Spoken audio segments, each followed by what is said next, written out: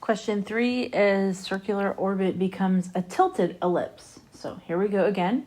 Satellite is traveling around Earth in a circular orbit at a constant speed v, constant distance d. An identical satellite is set into new orbit around a new planet. The planet's radius is the same as Earth, but the new planet is much more massive. The satellite orbits the new planet with the same speed. So we're going to look for the distance from the surface. I think this is the same as number 1, but it bears repeating, okay? The new radius is the same. The new mass is larger. The new velocity is the same. Okay, so again, the gravitational force on the satellite is a centripetal force, so we can relate that to mv squared over r. We get r equals big G. M, remember that's the mass of the planet, over v squared. Okay, again, our new radius, gravity staying the same. The new mass is larger. The new speed is the same. So our new is larger than d. Hopefully these are getting easier to manipulate. That's why we do more than one. 1 point for saying that the new orbit was larger, and 1 for explaining why. That's part A. Part B, here's the formula we found on the internet.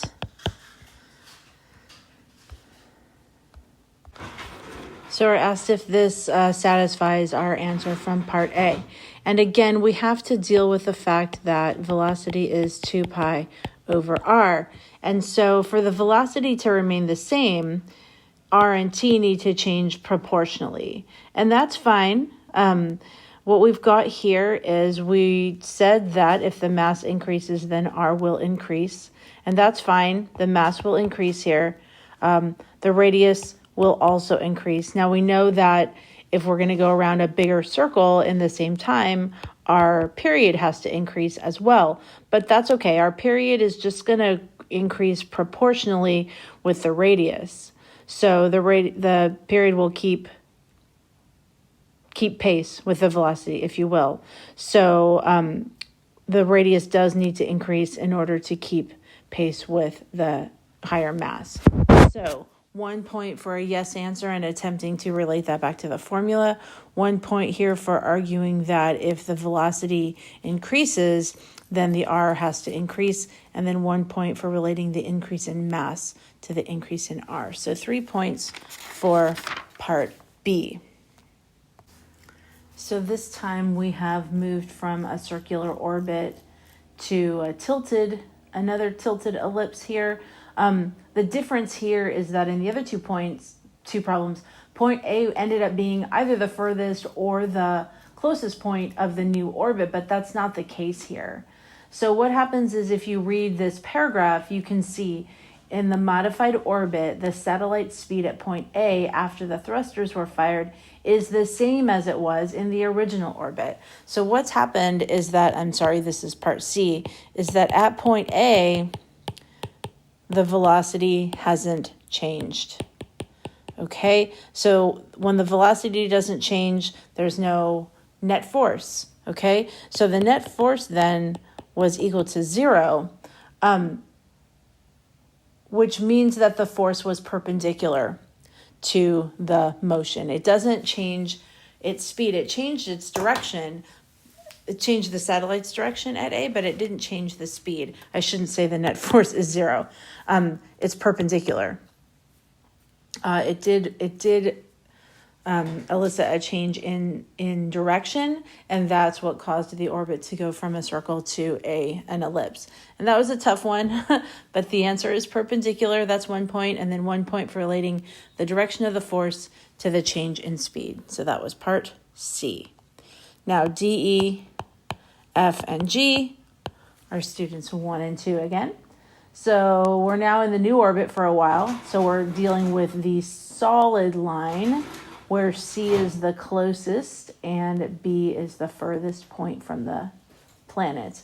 Student 1 says the satellite's moving faster at point B because the gravitational potential energy of the satellite Earth system is negative. Well, the gravitational potential energy is negative, so the second statement is correct. However, hopefully we're getting the hang of this. The satellite's moving fastest at C. So number 1 is wrong. Okay. On to student 2. The satellite's moving faster at point C. I'm just going to go ahead and mark that as correct because we just finished saying that. And then statement 2 is the total mechanical energy of the satellite Earth system is greater at point C than it is at point B. But we know that mechanical energy is conserved there. So number 2 is wrong. So that is D through G, as usual, 1 point per question. Okay, here's the graphs. What are they asking us this time? H, which of the above graphs represents the magnitude of the acceleration of the satellite as it orbits? So what happens to the net force on this orbit as it orbits the planet? So the answer here is graph 1. The satellite speeds up between point B and point C, which means it must have a positive acceleration. So we want that sort of slope between B and C. It slows down between C and B, so we want a negative slope on the graph. Actually, these are position versus time, so it's not the slope, it's the way it's concave. But even without that, you can tell that the acceleration needs to go that way. So graph number 1 is correct for part H. And you could also explain that as the gravitational field increases, the force is larger, and that happens as we go from B to C. So that's the answer for H. What does I ask us? Which of the above graphs represents the magnitude of the angular momentum of the satellite? Okay, so hopefully as we learn from Kepler's law, the angular momentum is constant. Okay, so that's graph 3 where we have a positive constant value. So 2 points for part I.